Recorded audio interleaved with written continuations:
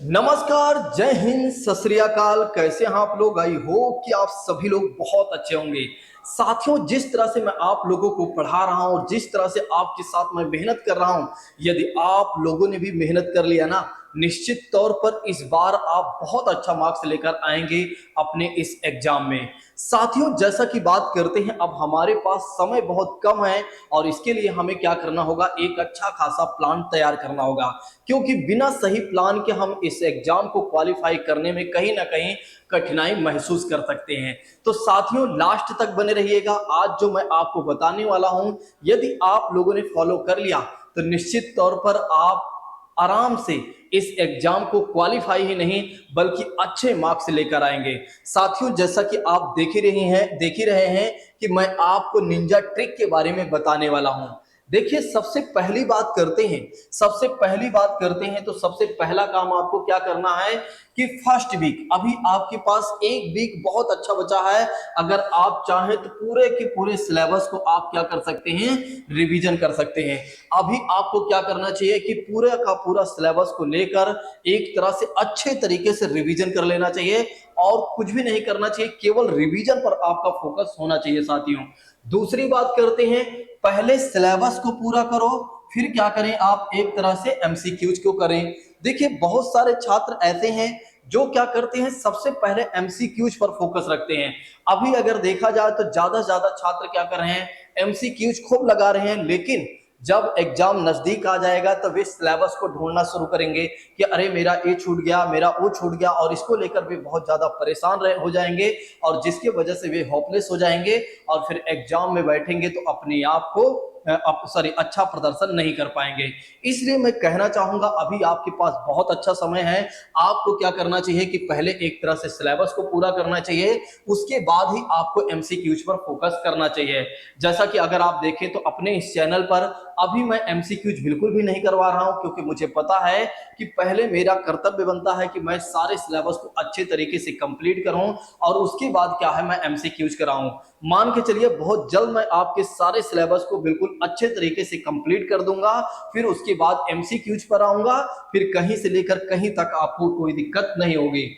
दूसरी बात करते हैं, हर विषय के कुछ खास टॉपिक्स या चैप्टर को आपको क्या करना चाहिए, सेलेक्ट करना चाहिए। कहने का मतलब ये है कि हर एक विषय के कुछ खास टॉपिक्स या चैप्टर को आपको सेलेक्ट कर लेना चाहिए कि ऐसे चैप्टर्स को हमें क्या करना है, अच्छे तरीके से पढ़ना है। यानी कि ऐसे टॉपिक्स या चैप्टर्स को क्या करना है, अच्छे तरीके से पढ़ना है, 1 से 2 बार, 3 बार, 4 बार, जब तक कि एक तरह से वो सारे चैप्टर कंप्लीट नहीं हो जाते हैं या टॉपिक्स कंप्लीट नहीं हो जाते हैं, तब तक हमें बार बार उसे रिवाइज करते रहना है।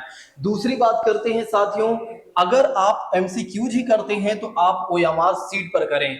अब आप सोच रहे होंगे कि सर ओएमआर सीट कहां मिलेगी? तो ओएमआर सीट आप किसी भी बुक स्टॉल पर जाते हैं तो वहां पर आप जाकर ओएमआर सीट की एक 30 रुपए की आती है, उस बुकलेट को आप ले सकते हैं और उसी में आप क्या करिए, अपने गोले को फिल करिए, अर्थात क्वेश्चन जब लगाइए तो उसमें गोले को फिल करिए, अर्थात कह सकते हैं कि आप प्रैक्टिस करिए। साथियों, फिर उसके बाद यदि आप देखते हैं तो पढ़ते समय कीवर्ड जरूर बनाएं। आपको एक काम ये भी करना है, जब आप पढ़ें तब क्या करें, ज्यादा से ज्यादा कीवर्ड्स बनाएं। यानी कि जिन टॉपिक्स को आप कवर कर रहे हैं उन टॉपिक्स की बात करते हैं, या जो जिस पॉइंट को आप पढ़ रहे हैं या जिस चीज को पढ़ रहे हैं उसके कीवर्ड को आप जरूर बनाएं, ताकि जब आप देखें तो उसके कीवर्ड्स को रिवीजन करें तो सारी अंदर की बातें याद हो जाएं और जब एग्जाम में बैठे तो आप अच्छा प्रदर्शन कर सकें। दूसरी बात करें, जब एमसीक्यूज करें तो कुछ थॉट्स क्रिएट करें। जब एमसीक्यूज आप करें तो कुछ थॉट्स क्रिएट करें कि अच्छा, इस तरह के प्रश्न आते हैं हमारे एग्जाम में तो ऐसे प्रश्नों को हमें ऐसे सॉल्व करना चाहिए और इस तरह के प्रश्नों को हमें ऐसे सॉल्व करना चाहिए। अपने दिमाग में कहीं ना कहीं आपको थॉट्स क्रिएट करना चाहिए दोस्तों। उसके बाद अब बात आती है कि मैं आपकी क्या मदद कर सकता हूं। देखिए, सबसे पहली बात करते हैं कि मैं आपकी मदद करूंगा कि पूरे के पूरे सिलेबस को कंप्लीट कर दूंगा समय रहते। तो पहली बात करते हैं दोस्तों, तो पहली मदद तो मेरी ये होगी कि मैं आपके समय रहते पूरे सिलेबस को कंप्लीट कर दूंगा। उसके बाद आपको मैं फ्री नोट्स प्रोवाइड करा सकता हूं और जिसके लिए आपको क्या करना है, टेलीग्राम चैनल को ज्वाइन करना है। और टेलीग्राम चैनल यदि आप देखें तो टेट वाली क्लास के नाम से अगर आप देखते हैं तो हमारा टेलीग्राम चैनल है, आप क्या कर सकते हैं, ज्वाइन कर सकते हैं। दूसरी बात है, जैसे ही मैं सिलेबस तैयार करूंगा, यानी कि एक तरह से आपके सिलेबस को तैयार करा दूंगा, वैसे ही मैं आपके साथ साझा कर दूंगा। टेस्ट सीरीज की बात करते हैं, यानी कि टेस्ट सीरीज मैं शुरू कर दूंगा। और साथ ही साथ अगर आप देखेंगे तो मैं आपको टैग वर्ड भी प्रोवाइड करा दूंगा, ताकि आपको ये पता चल जाए किस प्रश्न को कैसे आपको सॉल्व करना चाहिए। वैसे टेस्ट सीरीज शुरू करने से पहले मैं आपके लिए टैग वर्ड शेयर करूंगा, उसके बाद ही मैं टेस्ट सीरीज शेयर करूंगा, यानी कि पढ़ाना शुरू करूंगा, ताकि क्या हो कि आप पहले टैग वर्ड जानते रहें और फिर जब हमारे साथ क्वेश्चन करें तो उन टैग वर्ड्स को आप क्या कर सकें, एक तरह से यदि आप देखें तो अप्लाई कर सके साथियों। नेक्स्ट बात करते हैं, अगर आप देखते हैं तो मैंने आप सभी लोगों के लिए बहुत सारे सिलेबस को तैयार कर दिया है, अर्थात ये कह सकते हैं बहुत सारे विषयों को मैंने कंप्लीट कर दिया है। सबसे पहली बात करते हैं दोस्तों, ज्योग्राफी की बात करते हैं। ज्योग्राफी की यदि आप देखें तो 90% मैंने पूरी क्लास दे दिया है, बस 10% चीजें बची हुई हैं और इसकी प्लेलिस्ट मैंने तैयार कर दिया है। जिन छात्रों ने अभी तक ज्योग्राफी नहीं देखा हुआ है वे छात्र क्या करेंगे, समय निकालकर जितनी भी ज्योग्राफी की क्लासेस शेयर की गई हैं वे सारी क्लासेस को देख डालेंगे।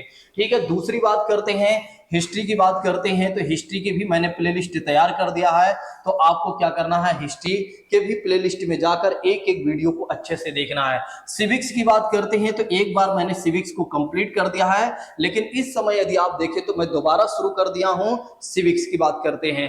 हिंदी की बात करते हैं तो हिंदी की भी मैंने प्लेलिस्ट तैयार कर दिया है, ज्यादा नहीं 2-3 चैप्टर और बचे हुए हैं साथियों। तो आपको क्या करना है, प्लेलिस्ट में जाना है, एक एक वीडियो को अच्छे तरीके से देखना है। यहां पर एक और बात आती है दोस्तों, सीडीपी की बात करते हैं। सीडीपी की बात करते हैं तो सीडीपी अब मैं प्रारंभ करने चल रहा हूं। मान के चलिए आज है 7 से 8 तारीख है, यानी कि आज है 8 तारीख, हाँ सॉरी आज है 7 तारीख की बात करते हैं। तो 7, 8, 9, 10 लगभग 11 तारीख से हमारी सीडीपी की क्लास प्रारंभ हो जाएगी। और इतना शानदार तरीके से मैं आपको पढ़ाऊंगा ना, यदि आप लोगों ने वाकई में एक बार अच्छे तरीके से मेहनत कर लिया तो कहीं से लेकर कहीं तक आपको कोई दिक्कत नहीं होने वाली है। उसके बाद यदि आप देखें तो जो पेपर 1 की तैयारी कर रहे हैं छात्र, उनको मैं ईवीएस करा कर दूंगा, यानी कि ईवीएस भी बहुत अच्छे तरीके से मैं कवर कर दूंगा।